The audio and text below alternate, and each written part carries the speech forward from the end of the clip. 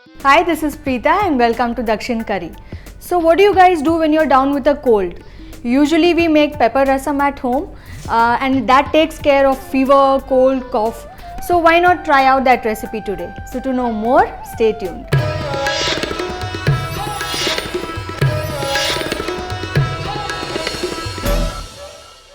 Pepper rasam, which is also called as Milagu rasam, is usually had with steamed rice and ghee. So let us see what are the ingredients which are required to make this. To start with, I will be using half a teaspoon of cumin seeds, half a teaspoon of dhania, 1 teaspoon of black pepper, 1 tablespoon of toor dal, a pinch of haldi, salt to taste, curry leaves, 2 to 3 dried red chillies, hing soaked in water, teaspoon of mustard seeds, gooseberry sized tamarind which is soaked in half a cup of water, some coriander stems and coriander leaves, and oil for the tempering. So the main process is making a paste which is going to be the base for the rasam. So let's do that.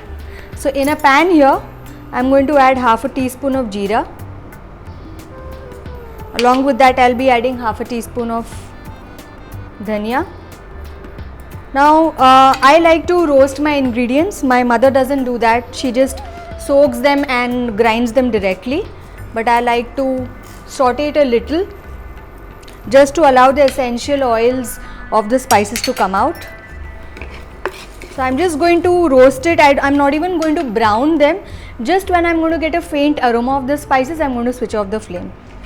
I'll add the chilies. I'll add the dal. Now if you must have noticed, there is no dal water or anything which is added in this recipe because we are using toor dal. We are going to be roasting it and powdering it. So there is no dal as such which we use, mashed dal. So like I said, 1 tablespoon, so that's 3 teaspoons. So that goes in there. And my favorite ingredient, curry leaf. Just can't do without it, so I'm just going to add a bit of that, completely optional. You can add it directly in the rasam. Now usually when you add all these spices together, you will realize that coriander seeds, that's dhania, is something which gives out an instant aroma. So the minute you get that and a little bit of jeera's aroma, that's the time that you just need to switch off the flame. You actually don't have to dry roast the curry leaves and all that. So I'm not going to store this spice.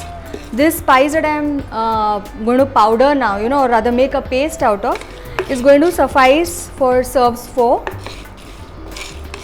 So I don't have to bother about roasting it completely.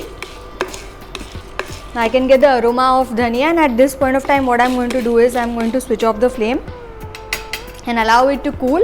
And once it's cooled down, what we are going to do is we are going to soak it in a little bit of water, just enough to make it into a paste. So our paste is ready and this is how it's going to look. What I have done is I have added a half a cup of water to this. So it's like a thin paste, but this is the consistency. You don't want to make it very fine. I like to keep a little bit of granules intact, but if you want to make it into a really smooth paste, you can do that also. Now the first step is to boil the tamarind water, so let's do that. Like I told you, I have a gooseberry sized tamarind which I have soaked in half a cup of water. What I'm going to do is add half a cup more in this, and I'm going to increase the flame now, and along with this we'll be adding some hing water, around a teaspoon, and along with that I'll be adding a pinch of turmeric and just a few curry leaves. And what we'll do now is we are going to give this mixture a boil till the raw the raw aroma of tamarind goes. So once that happens, we are going to add the paste. So let's bring this mixture to a boil now.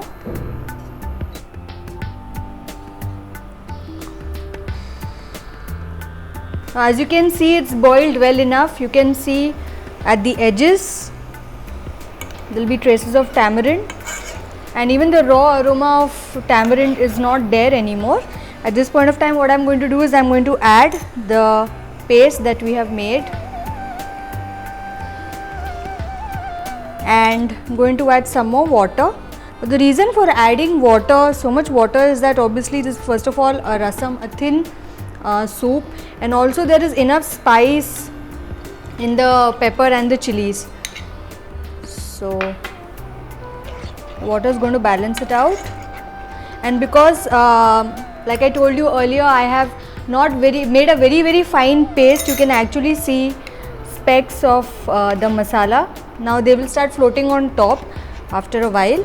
Now what we are going to do is we are going to add the salt now as required, and we are going to bring this to a simmer. Now at this stage what I am also going to do is I am going to coarsely add some coriander stems, mix it up, and you can see it's a plain rasam. What we are doing is we are not adding any tomatoes in this. Tomatoes will also give it an extra body and flavor, but what I have done is I have kept it 100% tamarind. So if you want to use tomatoes in the recipe, what you can do is you can reduce the quantity of tamarind, and probably you can use a small baby sized tomato just towards the end. You know, when we are going to start simmering the rasam, you can add it at that point of time. So now what we want to do is we want to ensure that this doesn't boil. You have to just simmer it. You will notice that it will start to thicken. Now we will simmer this for a good 4-5 minutes and allow the tamarind and the masalas to blend well, and after that we will make our tempering, which will be the finishing of the recipe. So our rasam is simmering. Let me see how it tastes. It's kind of thick. It's a little spicy for me, so what I'm going to do is I'm going to tone it down with some more water. I can feel that nice peppery taste, but don't want it to be so spicy. And I think I'll need to add a dash of salt too. And now we'll add the coriander leaves also, because we don't want to simmer this too much. It's almost ready. And once it's simmered, we'll make the tempering. So as you can see, our rasam is simmering and this nice masala has come on top. Now at this point of time, this is done. Let us make our tempering. So I am just going to pour this, and in the meanwhile just keep a pan to heat.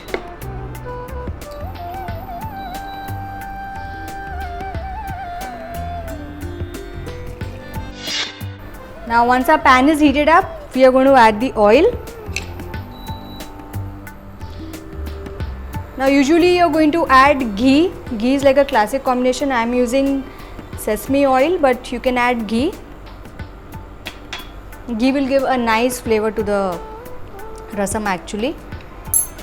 Now once the oil is going to get hot, what we are going to do is add the mustard seeds. Allow it to crackle. And once it starts crackling, we'll add a few sprigs of curry leaves. There it goes, popping here and there. So this is done with. All we need to do is switch off the flame, pour it on the rasam.